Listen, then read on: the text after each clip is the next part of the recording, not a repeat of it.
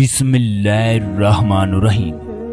दोस्तों, हजूर अकरम सल्लल्लाहु अलैहि वसल्लम ने फरमाया, अल्लाह तबारक व तआला फरमाता है, तू मेरी राह में माल खर्च कर, मैं तुझे और माल दूंगा। आप सल्लल्लाहु अलैहि वसल्लम ने फरमाया, अल्लाह तबारक व तआला के हाथ भरे हुए हैं, रात दिन खर्च करने से भी खाली नहीं होते। हजूर अकरम सल्लल्लाहु अलैहि वसल्लम ने फरमाया, अल्लाह तबारक व तआला ने फरमाया, ए इब्ने आदम, तू मेरी मखलूक पर खर्च कर, मैं तेरे ऊपर खर्च करूंगा। दोस्तों, अल्लाह तबारक व तआला की हर बात में एक हिकमत छुपी है। इस वीडियो में एक ऐसे पाकिस्तानी डॉक्टर के बारे में बताने जा रहे हैं जो सऊदी अरब में रहाइश पजीर था। उसके सऊदी कफील की बेटी के साथ ऐसा क्या किया कि देखने वाले भी हक्के बक्के रह गए। सऊदी कफील की बेटी उठने बैठने और चलने फिरने से भी कासर हो गई। फिर सऊदी ने उस पाकिस्तानी नौजवान के साथ क्या किया, ये तमाम तफसीलात इस वीडियो में बताई जाएंगी। दोस्तों, मक्का मुकरमा के करीब एक आसफा नामी गांव है, जहां बुलंदो बाला पथरीले पहाड़ हैं। इन इलाकों में जिंदगी इंतहाई मुश्किल है, क्योंकि पानी दूर दराज के इलाकों से लाना पड़ता है। इस इलाके में रहने वाले लोग बकरियों को चराते हैं। एक दिन इस इलाके में रहने वाले एक बुजुर्ग की बेटी बीमार हो गई। उस बुजुर्ग की बेटी की उम्र 15 साल के करीब थी। ये बाबा जी अपनी बेटी से इंतहाई प्यार करते। बाबा जी ने अपनी बेटी का नज़दीक के अस्पतालों में इलाज करवाने की कोशिश की, मगर उसकी बेटी सेहतयाब ना हो सकी।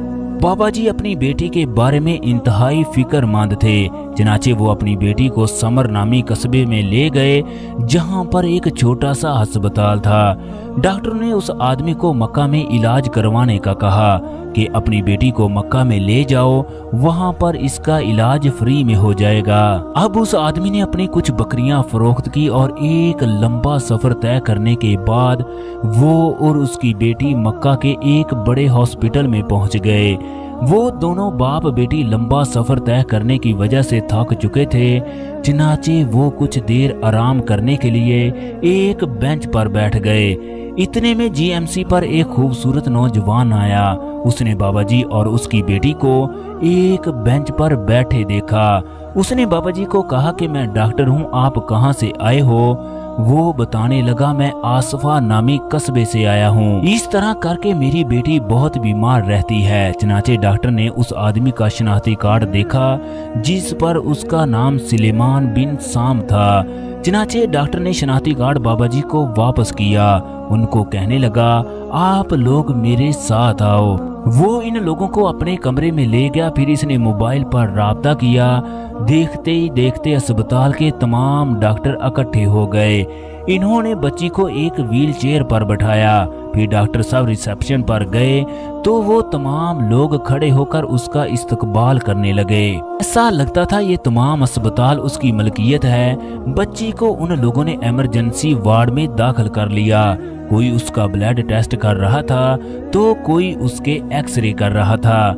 चंद घंटों के अंदर उस बच्ची का इलाज शुरू हो गया। बाबा जी को हौसला दिया, आपको परेशान होने की जरूरत नहीं, इस बच्ची का इलाज बिल्कुल फ्री में होगा, आपको फिक्र करने की जरूरत नहीं।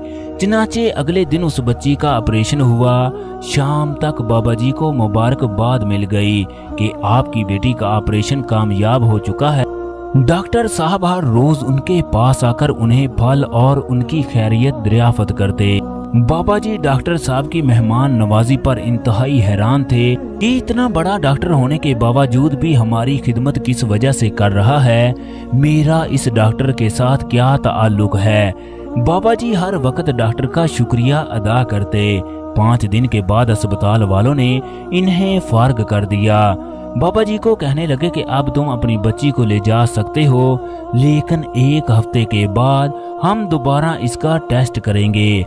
बाबा जी परेशान हो गए कि वो 1 हफ्ते के बाद दोबारा किस तरह मक्का में आएंगे। अब वो मक्का में किसके पास ठहरेंगे? वो पहले ही इतना लंबा सफर तय करने के बाद यहाँ पहुँचे हैं। अब इसके पास इतने भी पैसे नहीं है कि जिससे वो होटल का कमरा बुक करवा सके। ये तमाम बातें उनके जहन में गर्दिश करने लगी। इतने में वो डॉक्टर बाबा जी के पास आया, अपने अमले को कहने लगा, बाबा जी और उस लड़की का तमाम सामान मेरी गाड़ी में रख दो। बाबा जी को कहने लगे कि आप मेरी गाड़ी में बैठो। बाबा जी और उसकी बेटी गाड़ी में बैठ गए। चनाचे चंद घंटों के बाद वो एक बहुत बड़े बंगले में पहुंच गए। डॉक्टर साहब का शानदार घर था। डॉक्टर साहब ने बाबा जी से कहा, ये आप लोगों का कमरा है, जितने दिन भी आप लोग यहाँ पर रहना चाहते हो रह सकते हो। मेरी बीवी और बेटियां आप लोगों की खिदमत करेंगी। चनाचे डॉक्टर साहब की बेटियां बाबा जी की बच्ची की दोस्त बन गई। बाबा जी बहुत हैरान थे। वो दिन रात सोचते कि डॉक्टर कौन सी वजह से मुझ पर इतना मेहरबान है, ये मेरे साथ मोहब्बत और प्यार का सलूक किस वजह से कर रहा है। डॉक्टर साहब की बीवी बाबा जी के लिए बेहतरीन से बेहतरीन खाने बनाती। 7वें दिन बाबा जी खाने के मेज पर बैठे थे। डॉक्टर साहब ने बाबा जी से कहा, खाना शुरू करें। बाबा जी ने कहा कि मेरे लिए ये खाना उस वक्त तक के लिए हराम है जब तक तुम मुझे ये नहीं बताते तुम कौन हो, मेरे साथ मोहब्बत का सलूक क्यों कर रहे हो। डॉक्टर साहब बाबा जी को कहने लगे, अगर आप सुनना चाहते हो तो सुनो। आज से 35 साल पहले मैं आपके गांव में रहता था। आप मुझे भूल चुके हो, मगर मैं आपको नहीं भूला। मैं अपने दोस्त के साथ रोते हुए उसे बता रहा था, मैं आला तालीम के लिए इंग्लैंड जाना चाहता हूँ। मेरी ख्वाहिश है कि मैं वहाँ से बड़ा डॉक्टर बनकर आऊँ ताकि यहाँ पर लोगों की खिदमत कर सकूं। मुझे बाहर तालीम के लिए 10,000 रियाल की ज़रूरत है। आप उस वक्त बकरियां चरा रहे थे।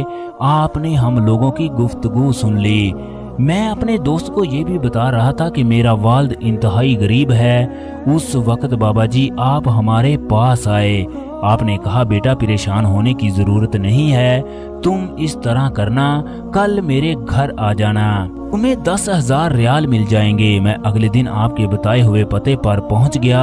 आपने मुझे 10,000 रियाल दे दिए। इंग्लैंड पढ़ने के लिए चला गया। मैं वहां से डॉक्टर बनकर आया। आज मैं मक्का मुकरमा में जितने भी डॉक्टर हैं उनका इंचार्ज हूँ। ये सब कुछ अल्लाह तबारक व तआला के बाद आपके पैसों की बदौलत है। उस दिन अगर आप मेरी मदद ना करते तो मैं आज कुछ भी नहीं होता। आप तो मुझे भूल चुके हो, मगर मैं आपको नहीं भूला। दोस्तों, एक छोटी सी नेकी इंसान की किस्मत बदल देती है। अल्लाह रब्बुल इज्जत एक नेकी का बहुत बड़ा अजर बना कर देते हैं। इसलिए हमेशा दूसरों पर सुलह रहमी करें, उनकी मदद करें। अल्लाह रब्बुल इज्जत हम सबको नेक अमल करने की तौफीक अता फरमाए। दोस्तों, आप लोग भी कमेंट बॉक्स में आमीन जरूर लिख दीजिएगा। शुक्रिया।